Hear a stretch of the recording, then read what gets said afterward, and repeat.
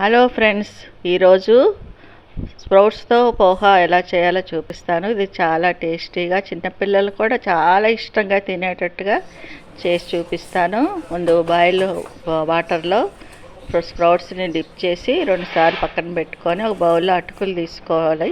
దొడ్డు అటుకులు తీసుకున్నానండి నేను. అవి కడిగి పక్కన పెట్టుకోవాలి.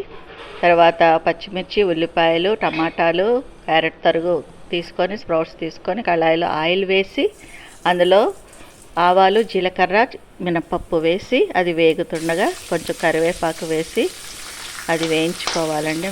మంచిగా వేగిన తర్వాత మనం ముందుగా కోసి పెట్టుకున్న పచ్చిమిర్చి వేసుకుందాము.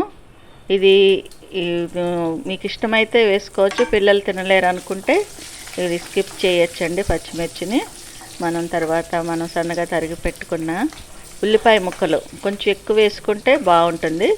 ఇవి ఎక్కువ వేగాల్సిన అవసరం లేదండి, కొంచెం వేగితే చాలు, పచ్చివాసన పోతే సరిపోతుంది.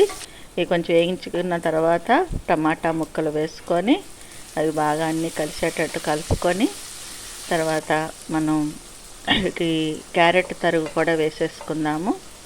వేసుకొని మొత్తం అన్నీ కలిసేలాగా బాగా కలుపుకోవాలి. ఇది కలుపుకున్నప్పుడు ఇది కొంచెం మగ్గడానికి కొంచెం సాల్ట్ వేసుకుంటే సరిపోతుంది. ముందు ఇవి బాగా కలుపుకొని అందులో మనం ముందుగా తీసుపెట్టిన స్ప్రౌట్స్ వేసేసుకున్నాము.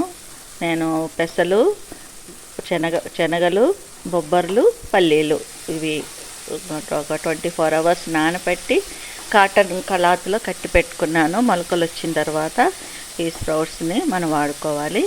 ఇవి ఇలా కొంచెం 2-3 నిమిషాలు వేగిన తర్వాత అందులో కొద్దిగా పసుపు వేసుకొని మనం ఇందాక కొంచెమే సాల్ట్ వేసుకున్నాం కనుక ఇప్పుడు సరిపడా సాల్ట్ వేసుకొని మొత్తం అంతా కలిసేలాగా బాగా కలుపుకోవాలండి.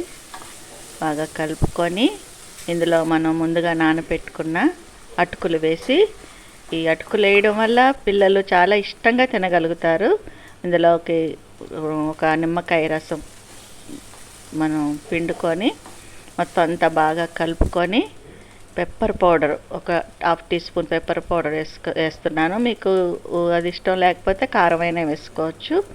కొత్తిమీర వేసేసుకోవాలి. కొత్తిమీర వేసుకున్న తర్వాత స్ప్రౌట్స్ పోహా రెడీ అయిపోయిందండి. ఇది ఫైబర్, ప్రోటీన్ రిచ్ ఫుడ్. ఇది చాలా టేస్టీగా ఉంటుంది. పెద్దోళ్ళైనా చిన్నోళ్ళైనా ఎవరైనా తినచ్చు. ఇది బ్రేక్ఫాస్ట్గా కానీ లంచ్గా కానీ తీసుకోవచ్చు.